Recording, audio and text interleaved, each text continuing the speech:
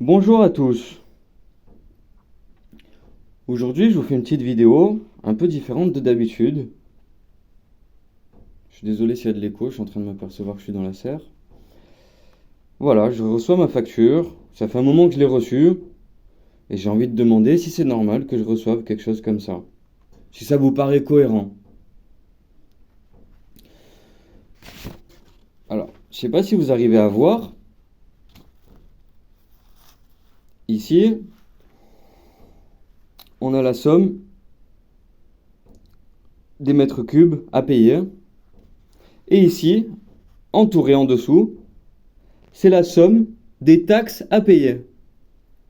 Est-ce que c'est normal, je vous pose la question, qu'il y a 70% de la somme de la consommation d'eau qui est rajoutée, qui fait presque du x2 en fait, on est presque sur du 100%. On a 1900 euros d'eau à payer et 1300 euros d'eau de taxes à payer. Je sais pas, il n'y a pas un problème? Je veux dire, aujourd'hui,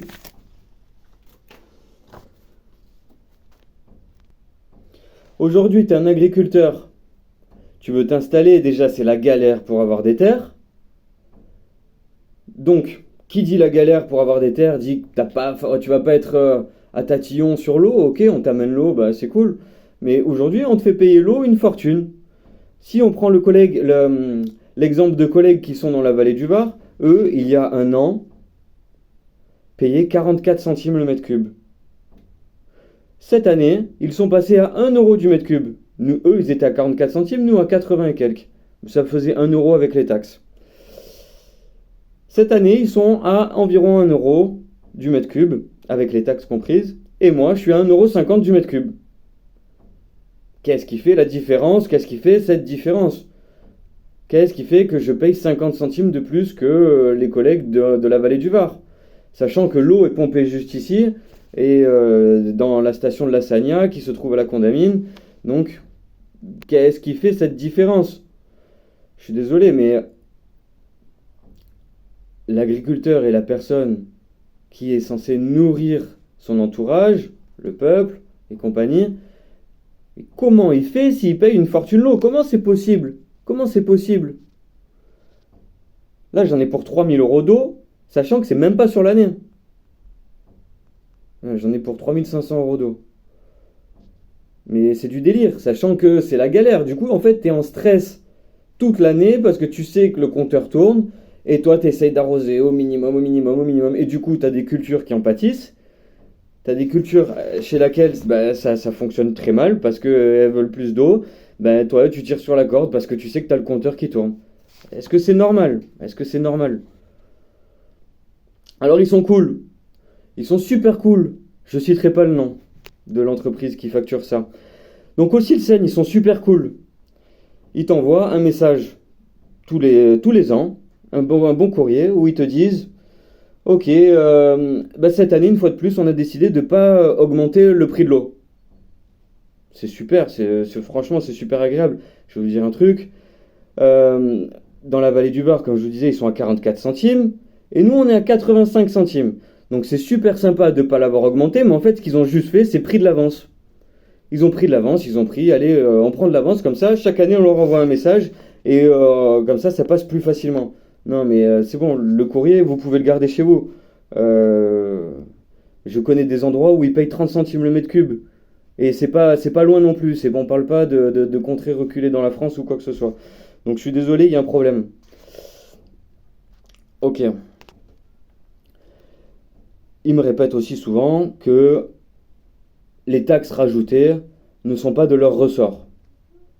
Chose que je comprends. En fait, les taxes, alors le prix du mètre cube qui est déjà beaucoup plus cher, comme je disais, que les collègues à côté, ça c'est une chose. Mais les taxes, ce ne sont pas eux qui les rajoutent. Il faut savoir qu'il y a 3 ans, j'ai dû déjà me battre parce que miraculeusement, sur ma facture, on m'a rajouté des taxes.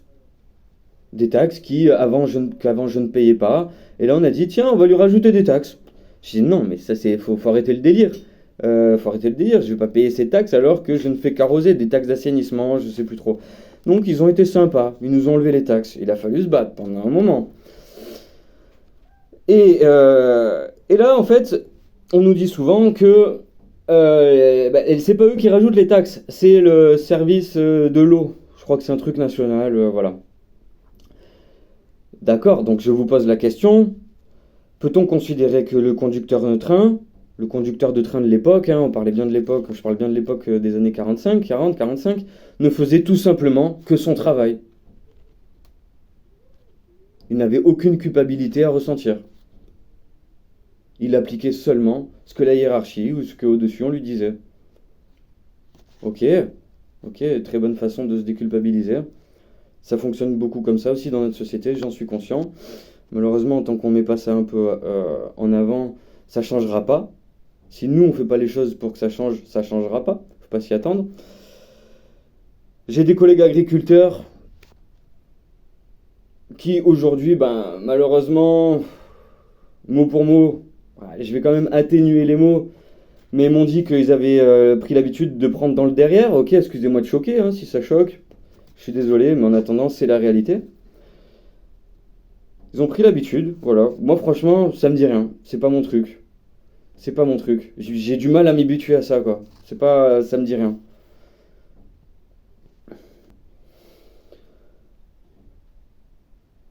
Donc toutes les terres ont disparu.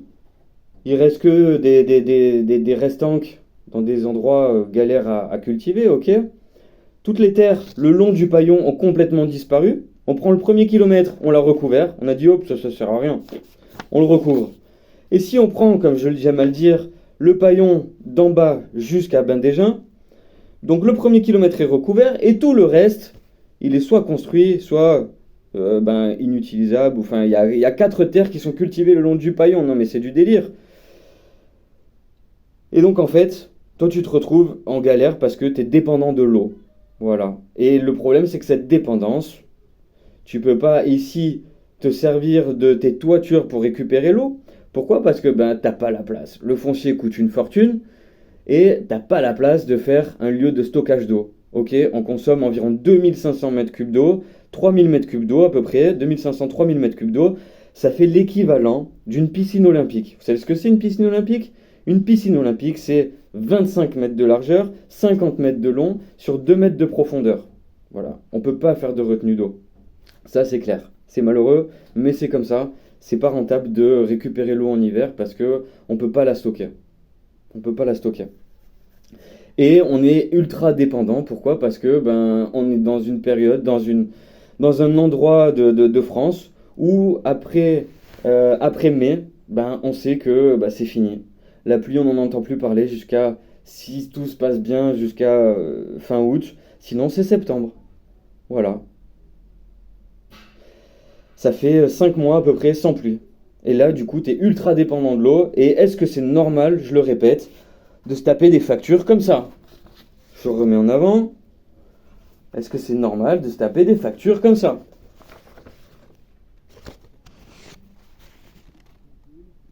On est à 3500 € d'eau. Parce qu'il faut rajouter aussi celui-là. J'ai 2 compteurs.